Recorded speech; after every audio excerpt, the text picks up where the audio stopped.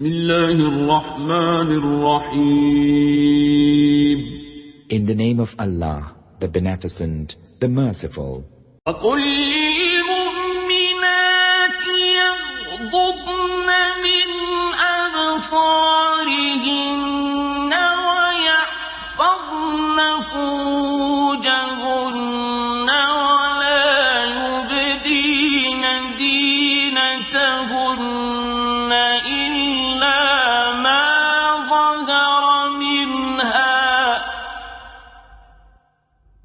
وَلَا يُبْدِينَ زِينَتَهُنَّ إِلَّا مَا ظَهَرَ مِنْهَا وَلْيَضْرِبْنَ بِخُمُرِهِنَّ عَلَى جُيُوبِهِنَّ وَلَا يُبْدِينَ زِينَتَهُنَّ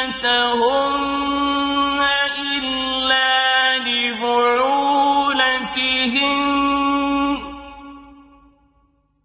ولا يبدين زينتهن إلا لبعولتهن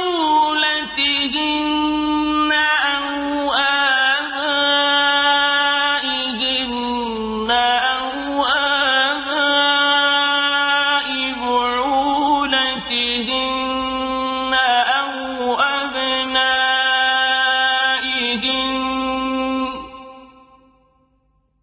أو أبنائهن أو أبناء بعولتهن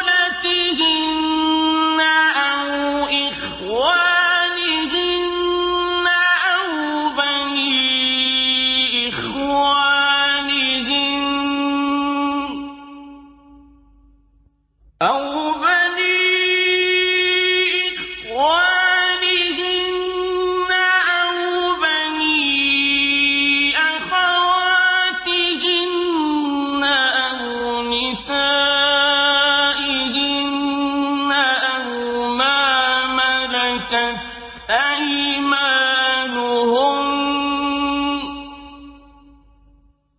أو ما ملكت أيمانهن أو التابعين غير أولي الإربة من الرجال أو الطفل الذين لم يظهروا على عورات النساء أو الطفل الذين لم يظهروا على عورات النساء ولا يضربن بأرجلهن ليعلم ما يخفين من زينتهن وتوبوا إلى الله جميعا أيها المؤمنون لعلكم تفلحون. And tell the believing women to lower their gaze and be modest, and to display of their adornment only that which is apparent, and to draw their veils over their bosoms, and not to reveal their adornment save to their own husbands, or fathers, or husbands' fathers, or their sons, or their husbands' sons, or their brothers, or their brothers' sons, or sisters' sons, or their women, or their slaves, or male attendants who lack vigor, or children who know not of women's nakedness, and let them not stamp their feet so as to reveal what they hide of their adornment, and turn unto Allah together, O believers, in order that ye may succeed. شروع اللہ کا نام لے کر جو بڑا مہربان نہایت رحم والا ہے، اور مومن عورتوں سے کہہ دو کہ وہ بھی اپنی نگاہیں نیچی رکھا کریں اور اپنی شرمگاہوں کی حفاظت کیا کریں، اور اپنی آرائش یعنی زیور کے مقامات کو ظاہر نہ ہونے دیا کریں مگر جو اس میں سے کھلا رہتا ہو، اور اپنے سینوں پر اوڑھنیاں اوڑھے رہا کریں، اور اپنے خاوند اور باپ اور خسر اور بیٹوں اور خاوند کے بیٹوں اور بھائیوں اور بھتیجوں اور بھانجوں اور اپنی جیسی مومن عورتوں اور لونڈی غلاموں کے سوا نیز ان خدام کے جو عورتوں کی خواہش نہ رکھیں یا ایسے لڑکوں کے جو عورتوں کے پردے کی چیزوں سے واقف نہ ہوں. غرض ان لوگوں کے سوا کسی پر اپنی زینت اور سنگھار کے مقامات کو ظاہر نہ ہونے دیں اور اپنے پاؤں ایسے طور سے زمین پر نہ مارے کہ جھنکار کانوں میں پہنچے اور ان کا پوشیدہ زیور معلوم ہو جائے. اور مومنوں سب اللہ کے آگے توبہ کرو تاکہ فلاح پاؤ. سامعین اب اس آیت کی تفصیل سماعت کیجیے. پردہ کے شرعی احکام. یہاں اللہ تعالیٰ مؤمنہ عورتوں کو حکم دیتے ہیں تاکہ ان کے باغیرت مردوں کو تسکین ہو اور جاہلیت کی بری رسمیں نکل جائیں. مروی ہے کہ اسماء بنت مرثد رضی اللہ عنہا کا مکان بنو حارثہ کے محلے میں تھا. ان کے پاس عورتیں آتی تھیں اور دستور کے مطابق اپنے پیروں کے زیور اور سینے اور بال کھولے ہوئے آیا کرتی تھیں. اسماء رضی اللہ عنہا نے کہا یہ کیسی بری بات ہے. اس پر یہ آیتیں اتری. بس حکم ہوتا ہے کہ مسلمان عورتوں کو بھی اپنی نگاہیں نیچی رکھنی چاہیے، سوائے اپنے خاوند کے کسی کو بنظر شہوت نہ دیکھنا چاہیے. اجنبی مردوں کی طرف تو دیکھنا ہی حرام ہے، خواہ شہوت سے ہو خواہ بغیر شہوت کے. سنن نبی داؤد اور ترمذی میں ہے کہ رسول اللہ صلی اللہ علیہ وسلم کے پاس ام المؤمنین ام سلمہ اور ام المؤمنین میمونہ رضی اللہ عنہما بیٹھی تھیں جو ابن ام مکتوم رضی اللہ عنہ تشریف لے آئے. یہ واقعہ پردے کی آیتیں اترنے کے بعد کا ہے. رسول اللہ صلی اللہ علیہ وسلم نے فرمایا کہ پردہ کر لو. ان دونوں نے کہا اے اللہ کے رسول، وہ تو نابینا ہے، نہ ہمیں دیکھیں گے نہ پہچانیں گے. رسول اللہ نے فرمایا تم تو نابینا نہیں ہو کہ اسے نہ دیکھو. ہاں بعض علماء نے بے شہوت نظر کو حرام نہیں کہا. ان کی دلیل وہ حدیث ہے جس میں ہے کہ عید کے دن حبشی لوگوں نے مسجد میں ہتھیاروں کے کرتب شروع کیے اور ام المؤمنین عائشہ رضی اللہ عنہا کو رسول اللہ نے اپنے پیچھے کھڑا کر لیا. آپ دیکھ رہی تھیں یہاں تک کہ جی بھر گیا اور تھک کر چلی گئیں. یہ روایت صحیح بخاری نیز صحیح مسلم کی ہے. عورتوں کو بھی اپنی عصمت کا بچاؤ چاہیے. بدکاری سے دور رہیں، اپنا آپ کسی کو نہ دکھائیں. اجنبی غیر مردوں کے سامنے اپنی زینت کی کسی چیز کو ظاہر نہ کریں. ہاں جس کا چھپانا ممکن ہی نہ ہو اس کی اور بات ہے، جیسے چادر اور اوپر کا کپڑا وغیرہ. جن کا پوشیدہ رکھنا عورتوں کے لیے ناممکن ہے. یہ بھی مروی ہے کہ اس سے مراد چہرہ پہنچوں تک کے ہاتھ اور انگوٹھی ہے، لیکن ہو سکتا ہے کہ اس سے مراد یہ ہو کہ یہی زینت کے وہ محل ہیں جن کے ظاہر کرنے سے شریعت نے ممانعت کر دی. جیسے عبداللہ رضی اللہ عنہ سے روایت ہے کہ وہ اپنی زینت ظاہر نہ کریں، یعنی بالیاں، ہار، پاؤں کا زیور وغیرہ. فرماتے ہیں کہ زینت دو طرح کی ہے. ایک تو وہ جسے خاوند ہی دیکھے جیسے انگوٹھی اور کنگن، اور دوسری زینت وہ جسے غیر بھی دیکھیں جیسے اوپر کا کپڑا. زہری رحمہ اللہ فرماتے ہیں کہ اس آیت میں جن رشتہ داروں کا ذکر ہے ان کے سامنے تو کنگن، دوپٹہ، بالیاں کھل جائیں تو حرج نہیں، لیکن لوگوں کے سامنے صرف انگوٹھیاں ظاہر ہو جائیں تو پکڑ نہیں. اور روایت میں انگوٹھیوں کے ساتھ ہی پیر کے خلخال کا بھی ذکر ہے. ہو سکتا ہے کہ ما ظہر منہا کی تفسیر ابن عباس رضی اللہ عنہما وغیرہ نے منہ اور پونچھوں سے کی ہو. جیسے سنن ابی داؤد میں ہے کہ اسماء بنت ابی بکر رضی اللہ عنہا رسول اللہ کے پاس آئیں. کپڑے باریک پہنے ہوئے تھے تو رسول اللہ نے منہ پھیر لیا اور فرمایا جب عورت بلوغت کو پہنچ جائے تو سوائے اس کے اور اس کے، یعنی چہرے کے اور پونچھوں کے، اس کا کوئی عضو دکھنا ٹھیک نہیں. لیکن یہ روایت مرسل ہے. خالد ابن دریک رحمہ اللہ اسے عائشہ رضی اللہ عنہ سے روایت کرتے ہیں اور ان کا ام المؤمنین سے ملاقات کرنا ثابت نہیں، لہٰذا یہ سندن ضعیف ہے اور قابل حجت روایت نہیں. واللہ اعلم. عورتوں کو چاہیے کہ اپنے دوپٹوں سے یا اور کپڑے سے بکل مار لیں تاکہ سینہ اور گلے کا زیور چھپا ہوا رہے. جاہلیت میں اس کا بھی رواج نہ تھا. عورتیں اپنے سینوں پر کچھ نہیں ڈالتی تھیں. بسا اوقات گردن اور بال، چوٹی، بالیاں وغیرہ صاف نظر آتی تھیں. اور آیت میں ہے اے نبی اپنی بیویوں سے، اپنی بیٹیوں سے اور مسلمان عورتوں سے کہہ دیجئے کہ اپنی چادریں اپنے اوپر لٹکا لیا کریں تاکہ وہ پہچان لی جائیں اور ستائی نہ جائیں. سورہ احزاب آیت نمبر 59. خمر خمار کی جمع ہے. خمار کہتے ہیں ہر اس چیز کو جو ڈھانپ لے.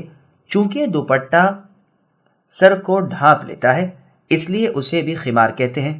بس عورتوں کو چاہیے کہ یا تو اپنی اوڑھنی سے یا کسی اور کپڑے سے اپنا گلا اور سینہ بھی چھپائے رکھیں۔ صحیح بخاری میں ہے کہ ام المؤمنین عائشہ رضی اللہ عنہ فرماتی ہیں، اللہ تعالیٰ ان عورتوں پر رحم فرمائے جنہوں نے شروع ہجرت کی تھی کہ جب یہ آیت اتری تو انہوں نے اپنی چادروں کو پھاڑ کر دوپٹے بنائے، بعض نے اپنے تہبند کے کنارے کاٹ کر ان سے سر ڈھک لیا۔ ایک مرتبہ عائشہ رضی اللہ عنہ کے پاس عورتوں نے قریش عورتوں کی فضیلت بیان کرنی شروع کی تو آپ رضی اللہ عنہ نے فرمایا، ان کی فضیلت کی قائل میں بھی ہوں، لیکن اللہ کی قسم میں نے انصار کی عورتوں سے افضل عورتیں نہیں دیکھیں۔ ان کے دلوں میں جو کتاب اللہ کی تصدیق اور اس پر کامل ایمان ہے وہ بے شک قابل قدر ہے۔ سورہ نور کی آیت وَلْيَضْرِبْنَ بِخُمُرِهِنَّ جب نازل ہوئی اور ان کے مردوں نے گھر میں جا کر یہ آیت انہیں سنائی، اسی وقت ان عورتوں نے اس پر عمل کر لیا اور صبح کی نماز میں وہ آئیں تو سب کے سروں پر دوپٹے موجود تھے، گویا ڈول رکھے ہوئے ہیں۔ یہ روایت سنن ابی داؤد کی ہے۔ اس کے بعد ان مردوں کا بیان فرمایا جن کے سامنے عورت ہو سکتی ہے یعنی نکل سکتی ہے اور بغیر بناؤ چناؤ کے ان کے سامنے شرم و حیا کے ساتھ آ جا سکتی ہے۔ گو ظاہری بعض زینت کی چیزوں پر بھی ان کی نظر پڑ جائے سوائے خاوند کے کہ اس کے سامنے تو عورت اپنا پورا بناؤ چناؤ زیب زینت کرے۔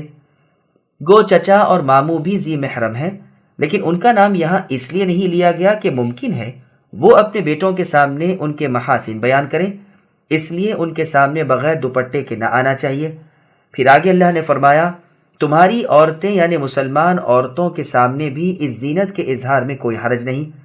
اہل ذمہ کی عورتوں کے سامنے اس لیے رخصت نہیں دی گئی کہ بہت ممکن ہے کہ وہ اپنے خاوندوں میں یا اپنے ہاں کے مردوں میں ان کی خوبصورتی اور زینت کا ذکر کریں۔ مومن عورتوں سے بھی گویا خوف ہے، مگر شریعت نے چونکہ اسے حرام قرار دیا ہے اس لیے مسلمان عورتیں تو ایسا نہ کریں گی، لیکن ذمی کافروں کی عورتوں کو اس سے کون سی چیز روک سکتی ہے؟ بخاری اور مسلم میں ہے کہ کسی عورت کو جائز نہیں کہ دوسری عورت سے مل کر اس کے اوصاف اپنے خاوند کے سامنے اس طرح بیان کرے کہ گویا وہ اسے دیکھ رہا ہے۔ امیر المؤمنین عمر بن الخطاب رضی اللہ عنہ نے ابو عبیدہ رضی اللہ عنہ کو لکھا کہ مجھے معلوم ہوا ہے کہ بعض مسلمان عورتیں عام حمام میں جاتی ہیں، ان کے ساتھ مشرکہ عورتیں بھی ہوتی ہیں۔ سنو، کسی مسلمان عورت کو حلال نہیں کہ وہ اپنا جسم کسی غیر مسلمہ عورت کو دکھائے۔ مجاہد رحمہ اللہ بھی او نسائہن کی تفسیر میں فرماتے ہیں مراد اس سے مسلمان عورتیں ہیں تو ان کے سامنے وہ زینت ظاہر کر سکتی ہے جو اپنے ذی محرم رشتہ دار مردوں کے سامنے ظاہر کر سکتی ہے، یعنی گلا، بالیاں، ہار۔ بس مسلمان عورت کو ننگے سر کسی مشرکہ عورت کے سامنے ہونا جائز نہیں، چھوٹے بچوں کے سامنے ہونے کی اجازت ہے جو اب تک عورتوں کے مخصوص اوصاف سے واقف نہ ہو، عورتوں پر ان کی للچائی ہوئی نظریں نہ پڑتی ہوں۔ ہاں جب وہ اس عمر کو پہنچ جائیں کہ ان میں تمیز آ جائے، عورتوں کی خوبیاں ان کی نگاہوں میں جچنے لگیں، خوبصورت بدصورت کا فرق معلوم کر لیں، پھر ان سے بھی پردہ ہے، گو وہ پورے جوان نہ بھی ہوئے ہوں۔ بخاری اور مسلم میں ہے کہ رسول اللہ صلی اللہ علیہ وسلم نے فرمایا، لوگوں عورتوں کے پاس جانے سے بچو۔ پوچھا گیا کہ یا رسول اللہ، دیور جیٹ یعنی ان کے بارے میں آپ کیا فرماتے ہیں؟ فرمایا وہ تو موت ہے۔ یہ روایت بخاری، مسلم، نیز سنن ترمذی اور مسند احمد وغیرہ میں ہے۔ پھر آگے اللہ نے فرمایا کہ عورتیں اپنے پیروں کو زمین پر زور زور سے مار کر نہ چلیں۔ جاہلیت میں اکثر ہوتا تھا کہ وہ زور سے پاؤں زمین پر رکھ کر چلتی تھی تاکہ پیر کا زیور بجے۔ اسلام نے اسے منع قرار دیا، پس عورت کو ہر ایک ایسی حرکت منع ہے جس سے اس کا کوئی چھپا ہوا سنگار کھل سکے۔ پھر اسے گھر سے عطر اور خوشبو لگا کر باہر نکلنا بھی ممنوع ہے۔ سنن ترمذی میں ہے کہ ہر آنکھ زانیہ ہے یعنی زنا کرنے والی ہے۔ عورت جب عطر لگا کر پھول پہن کر مہکتی ہوئی مردوں کی کسی مجلس کے پاس سے گزرے تو وہ ایسی اور ایسی ہے یعنی زنا کرنے والی ہے۔ سنن نبی داؤد میں ہے کہ ابو ہریرہ رضی اللہ عنہ کو ایک عورت خوشبو سے مہکتی ہوئی ملی۔ آپ نے اس سے پوچھا، کیا تو مسجد سے آ رہی ہے؟ اس نے کہا ہاں۔ فرمایا، کیا تو نے خوشبو لگائی ہے؟ اس نے کہا ہاں۔ آپ رضی اللہ عنہ نے فرمایا، میں نے اپنے حبیب ابو القاسم صلی اللہ علیہ وسلم سے سنا ہے کہ جو عورت اس مسجد میں آنے کے لیے خوشبو لگائے اس کی نماز نامقبول ہے جب تک کہ وہ لوٹ کر جنابت کی طرح غسل نہ کر لے۔ پھر آگے اللہ فرماتے ہیں کہ مؤمنوں میرا کہا کرو، ان نیک صفتوں کو لے لو، جاہلیت کی بد خصلتوں سے رک جاؤ، پوری فلاح اور نجات اور کامیابی اسی کے لیے ہے جو اللہ کا فرما بردار ہو، اللہ کے منع کردہ کاموں سے رک جاتا ہو۔ اللہ تعالیٰ ہی سے ہم مدد چاہتے ہیں۔